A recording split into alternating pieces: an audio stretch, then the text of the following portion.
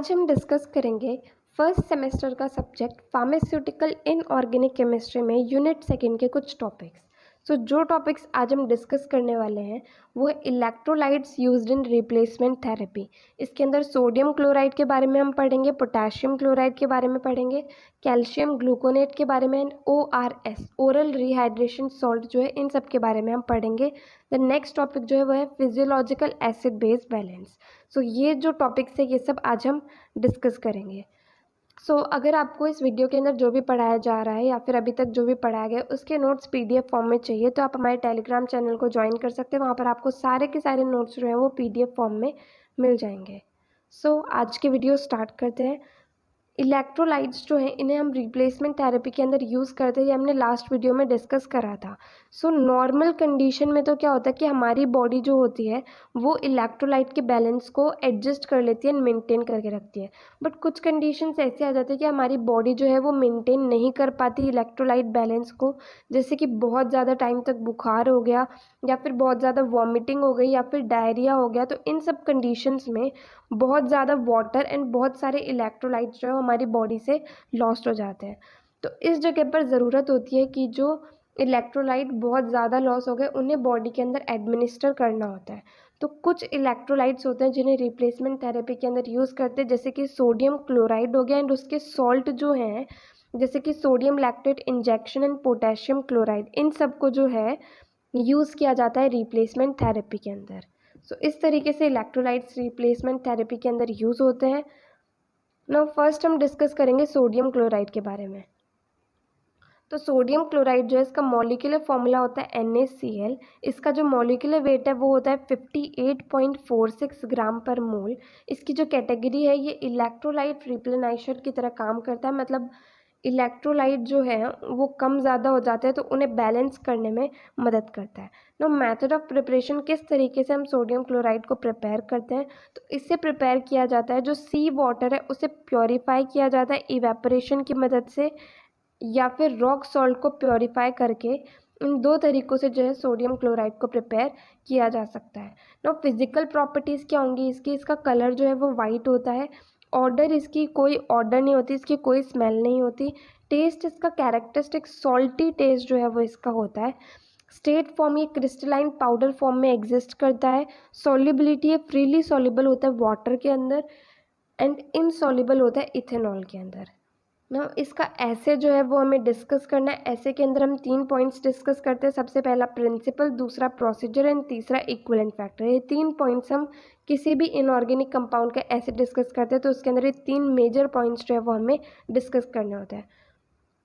Sodium chloride का acid जिस principal पे बेस्ड है तो इससे किया जाता है प्रिसिपिटेशन टाइट्रेशन की मदद से एंड उसके अंदर भी बैक टाइट्रेशन की जाती है। तो सोडियम क्लोराइड जो है वो सिल्वर नाइट्रेट को एक्सेस में लिया जाता है, उसके साथ में रिएक्ट करता है एसिडिक मीडियम की प्रेजेंस में, उससे जो है सिल्वर क्लोराइड का प्रिसिपिटेट जो है वो फॉर्म हो जाता है। अब जो अनरिएक्टेड सिल्वर नाइट्रेट बचता है उसे बैक टाइट्रेट किया जाता है अमोनियम थायोसाइनेट सोल्यूशन के साथ में फेरिक अमोनियम सल्फेट सोल्यूशन को इंडिकेटर के रूप में यूज़ करते हुए, जब तक कि कलर जो है वो रेडिश येलो नहीं हो जाता।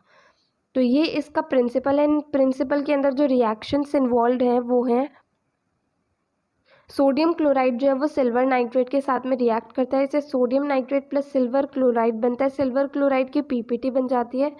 देन जो सिल्वर नाइट्रेट बच गया वो अमोनियम थायोसाइनेट के साथ में रिएक्ट करता है एंड तब तक रिएक्ट करता है जब तक कि कलर जो है उस सोल्यूशन का रेडिश येलो नहीं हो जाता। तो इस तरीके से इसका प्रिंसिपल है। देन आता है प्रोसीजर। तो इसके लिए हमें क्या करना होता है, सबसे पहले 0.1 ग्राम सोडियम क्लोराइड लिया, उसे एक कोनिकल फ्लास्क के अंदर 50 ml वाटर के अंदर डिज़ोल्व कर लिया। Then 50 ml 0.1 molar silver nitrate डाला, then 5 ml 2 molar nitric acid डाला HNO3, देन 2 ml डाईब्यूटाइल थैलेट जो है इसके अंदर ऐड किया। देन जो सोल्यूशन बना उसे टाइट्रेट किया 0.1 मोलर अमोनियम थायोसाइनेट के साथ में एंड फेरिक अमोनियम सल्फेट को इंडिकेटर के रूप में यूज़ किया। देन जब तक कि कलर जो है वो रेडिश येलो नहीं हुआ तब तक हमने टाइट्रेशन करी। तो इस तरीके से जो है इसका प्रोसीजर रहता है टाइट्रेशन का। देन इक्विवेलेंट फैक्टर क्या है इसका, each ml of 0.1 molar silver nitrate जो है वो इक्विवेलेंट होता है 0.005846 ग्राम ऑफ NaCl के। ना एप्लीकेशंस क्या होंगी सोडियम क्लोराइड की। सोडियम क्लोराइड को यूज़ किया जाता है डिहाइड्रेशन को ट्रीट करने में।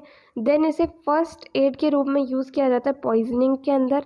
देन इसे यूज़ किया जाता है डाइटरी डेफिशिएंसीज को सही करने के लिए। देन इसे यूज़ किया जाता है डायलाइसिस फ्लूइड्स के प्रिपरेशन के लिए। तो इस तरीके से जो है सोडियम क्लोराइड जो है इसकी एप्लीकेशंस रहती हैं। नेक्स्ट हम डिस्कस करेंगे पोटेशियम क्लोराइड के बारे में। तो पोटेशियम क्लोराइड का मॉलिक्यूलर फॉर्मूला होता है KCl। इसका जो मॉलिक्यूलर वेट है वो होता है 74.55 ग्राम पर मोल। देन इसकी जो कैटेगरी है ये इलेक्ट्रोलाइट रिप्लेनाइजर की तरह यूज़ किया जाता है। देन इसका जो मेथड ऑफ प्रिपरेशन है, मतलब पोटेशियम क्लोराइड को किस तरीके से प्रिपेयर किया जाता है, तो पोटेशियम कार्बोनेट को रिएक्ट कराया जाता है HCl के साथ में एंड उससे जो है KCl का फॉर्मेशन हो जाता है। सो पोटेशियम कार्बोनेट K2CO3 को HCl के साथ में हाइड्रोक्लोरिक एसिड के साथ में रिएक्ट कराया जाता है, तो इससे KCl potassium chloride plus H2 plus CO2 gas का फॉर्मेशन हो जाता है। तो इसकी फिजिकल प्रॉपर्टीज़ क्या रहेंगी, तो इसका कलर जो है वो वाइट होता है। इसका ऑर्डर जो होता है ये ऑर्डरलेस रहता है, इसकी कोई स्मेल नहीं रहती। इसका टेस्ट जो है वो सलाइन रहता है। इसका जो स्टेट फॉर्म है क्रिस्टलाइन पाउडर के रूप में एग्जिस्ट करता है। देन इसकी जो सॉल्युबिलिटी है ये फ्रीली सॉल्युबल होता है वाटर के अंदर एंड इनसॉल्युबल होता है इथेनॉल के अंदर। नाउ एप्लीकेशंस क्या होंगे पोटेशियम क्लोराइड की, इसे इलेक्ट्रोलाइट रिप्लेनाइजर के रूप में यूज़ किया जाता है। मतलब कभी भी अगर इलेक्ट्रोलाइट का डिसबैलेंस हो जाता है तो उसे बैलेंस करने के लिए इसे यूज़ किया जाता है। देन इसे कभी कभी डाईयूरेटिक के रूप में भी यूज़ किया जाता है। देन ये एक इंग्रेडिएंट होता है सोडियम क्लोराइड इंजेक्शंस के अंदर। देन इसे हाइपोकैलेमिया, मतलब जब पोटेशियम का जो कंसंट्रेशन है हमारी बॉडी के अंदर कम हो जाता है तो उससे ट्रीट करने के लिए भी पोटेशियम क्लोराइड को यूज़ किया जाता है। नाउ नेक्स्ट हम डिस्कस करेंगे कैल्शियम ग्लूकोनेट के बारे में। कैल्शियम ग्लूकोनेट का जो मॉलिक्यूलर फॉर्मूला होता है वो होता है C12H22O14Ca.H2O। नाउ इसका जो मॉलिक्यूलर वेट है वो है 448.4 ग्राम पर मोल। इसका जो मेथड ऑफ प्रिपरेशन है, इसे प्रिपेयर किया जाता है ग्लूकोनिक एसिड के सॉल्यूशन को बॉईल करते हैं एक्सेस कैल्शियम कार्बोनेट के साथ में। देन फिल्ट्रेशन किया जाता है, देन क्रिस्टलाइजेशन किया जाता है। तो इस तरीके से जो है कैल्शियम ग्लूकोनेट का फॉर्मेशन होता है ना। इसकी जो रिएक्शन है ग्लूकोनिक एसिड जो है वो कैल्शियम कार्बोनेट के साथ में रिएक्ट कर रहा है, इससे calcium gluconate plus H2O plus CO2 का फॉर्मेशन हो जाता है ना। फिजिकल प्रॉपर्टीज़ क्या होंगी कैल्शियम ग्लूकोनेट की, तो इसका कलर जो है वो वाइट होता है। इसका ऑर्डर जो है ये ऑर्डरलेस रहता है, इसकी कोई स्मेल नहीं रहती। इसका टेस्ट ये टेस्टलेस रहता है, इसका कोई टेस्ट भी नहीं होता। स्टेट फॉर्म ये क्रिस्टलाइन पाउडर की फॉर्म में एग्जिस्ट करता है। देन ये फ्रीली सॉल्युबल होता है वाटर के अंदर, इनसॉल्युबल होता है अल्कोहल के अंदर ना। इसका भी ऐसे हमें डिस्कस करना है, तो ऐसे के अंदर हम 3 पॉइंट्स डिस्कस करेंगे, principle, procedure and equivalent factor. तो कैल्शियम ग्लूकोनेट जो है इसका ऐसे जिस प्रिंसिपल पर बेस है वो है कॉम्प्लेक्सोमेट्रिक टाइट्रेशंस, जो है इसके ऊपर ये बेस है। एंड कॉम्प्लेक्सोमेट्रिक टाइट्रेशन के अंदर भी जो रिप्लेसमेंट टाइप की कॉम्प्लेक्सोमेट्रिक टाइट्रेशन होती है उसके ऊपर ये बेस्ड है। तो ये टाइट्रेशन जो है ये होती है disodium EDTA and calcium gluconate के बीच में in presence of magnesium sulphate and modern black second mixture को जो है इसे इंडिकेटर के रूप में यूज़ किया जाता है। ये इंडिकेटर जो है ये क्लियर कलर नहीं देता एंड में कैल्शियम के साथ में, इस वजह से मैग्नीशियम सल्फेट सोल्यूशन को यूज़ किया जाता है ना। इसका प्रोसीजर क्या रहेगा कि 0.5 ग्राम कैल्शियम ग्लूकोनेट को लिया, उसको 50 ml वार्म वाटर के अंदर डिज़ोल्व किया, देन उसे कूल करने के लिए रख दिया। देन उसके अंदर 5 ml 0.05 मोलर मैग्नीशियम सल्फेट को ऐड किया गया। Then 10 ml strong ammonia solution को ऐड किया गया। देन जो फाइनल सोल्यूशन हमारे पास आ गया उससे 0.05 मोलर डाइसोडियम एडिटेट के साथ में टाइट्रेट किया and modern black second mixture को हमने इंडिकेटर के रूप में यूज़ किया। नाउ इक्विवेलेंट फैक्टर क्या है, 1 मिलीलीटर ऑफ 0.05 मोलर EDTA जो है it is equivalent to 0.02242 gram of calcium gluconate. Now calcium gluconate की एप्लीकेशंस क्या रहेगी, इसे इलेक्ट्रोलाइट ट्रिप्लिनाइजर की तरह यूज़ किया जाता है। देन इसे कैल्शियम आयन के सोर्स के रूप में यूज़ किया जाता है कैल्शियम डेफिशिएंसी को ट्रीट करने के लिए। सो ये हो गया कंप्लीट कैल्शियम ग्लूकोनेट के बारे में। नाउ नेक्स्ट हम बात करेंगे ORS that is oral rehydration salt के बारे में। तो ORS जो है इसके अंदर एनहाइड्रस ग्लूकोज प्रेजेंट होता है, सोडियम क्लोराइड प्रेजेंट होता है, पोटेशियम क्लोराइड प्रेजेंट होता है एंड सोडियम बाइकार्बोनेट या फिर सोडियम सिट्रेट में से एक चीज़ जो है वो प्रेजेंट होती है। ये ड्राई प्रिपरेशन जो होती है इसे एक स्पेसिफिक अमाउंट ऑफ वाटर के अंदर डिज़ोल्व किया जाता है एंड इसके अंदर कुछ फ्लेवरिंग एजेंट भी ऐड किया जाता है एंड इस तरीके से जो है ORS काम करता है। सो फॉर्मूला जो रहता है ORS का IP के हिसाब से, ग्लूकोज इसके अंदर 40 ग्राम होता है, सोडियम क्लोराइड 1 ग्राम होता है, पोटेशियम क्लोराइड 1.5 ग्राम होता है एंड सोडियम बाइकार्बोनेट जो है ये भी 1.5 ग्राम इसके अंदर प्रेजेंट होता है। तो ये हो गया इसका फॉर्मूला ORS का। देन एप्लीकेशंस क्या होंगी ORS की, जो वॉमिटिंग होती है उसे ईजिली ORS की मदद से करेक्ट किया जा सकता है। देन जो ORS है इसे ईजिली माउथ के थ्रू दिया जा सकता है, तो ये इसके एडवांटेजेस है। नाउ नेक्स्ट टॉपिक हम डिस्कस करेंगे फिजियोलॉजिकल एसिड बेस बैलेंस। सो एसिड बेस बैलेंस को मेंटेन करके रखना बहुत ही ज़रूरी है, क्योंकि जो बायोकेमिकल रिएक्शंस होती हैं बॉडी के अंदर वो एक पर्टिकुलर जब एसिड बेस बैलेंस मेंटेन रहता है तभी अच्छे से हो पाती हैं एंड ये रिएक्शंस बहुत ही सेंसिटिव होती हैं। थोड़ा सा भी अगर एसिड बेस का बैलेंस बिगड़ जाए तो उससे एसिड बेस बैलेंस जो है ये बॉडी के होम्योस्टैसिस का भी पार्ट है एंड ये pH को मेंटेन करने में भी इसका रोल रहता है। एसिड बेस बैलेंस को डिटरमाइन किया जा सकता है H+ आयन की कंसनट्रेशन प्लाज्मा में क्या है उसके बेसिस पे। तो अगर H+ आयन की कंसनट्रेशन कम हो जाती है, डिक्रीज्ड H+ आयन कंसनट्रेशन जो है इसका मतलब होता है कि एल्केलॉसिस है and increased H+ ion concentration जो है इसका मतलब है कि एसिडोसिस है।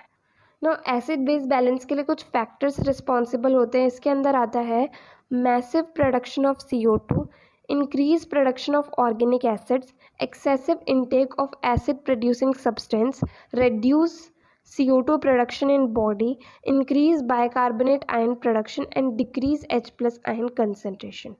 So ये factors responsible होते हैं एसिड बेस बैलेंस के लिए। तो जब बहुत ज़्यादा प्रोडक्शन होता है कार्बन डाइऑक्साइड का या फिर ऑर्गेनिक एसिड्स का प्रोडक्शन बढ़ जाता है या फिर एसिड का इंटेक जो है वो बहुत ज़्यादा हम कर लेते हैं तो इससे जो है बॉडी के अंदर एसिडोसिस हो जाती है। वहीं दूसरी तरफ जब कार्बन डाइऑक्साइड जो है इसका प्रोडक्शन कम हो जाता है बॉडी के अंदर, बाइकार्बोनेट आयन का प्रोडक्शन बढ़ जाता है एंड H+ आयन का कंसनट्रेशन कम हो जाता है, तो उस सिचुएशन को एल्केलॉसिस कहा जाता है। तो इस तरीके से ये फैक्टर्स जो है एसिड बेस बैलेंस को इफेक्ट करते हैं। नो pH वैल्यू हमारे कुछ सर्टेन बॉडी फ्लूइड्स की है। गैस्ट्रिक जूस जो है इसकी pH वैल्यू 1.5 से 3.5 रहती है, मतलब ये एसिडिक होता है। यूरिन की 4.5 to 8 रहती है। सलाइवा की 5.4 to 7.5 रहती है। देन बाइल जूस की 6 to 8.5 एंड ब्लड जो है इसका 7.4 pH वैल्यू रहती है। तो ये है कुछ बॉडी फ्लूइड्स की pH वैल्यू।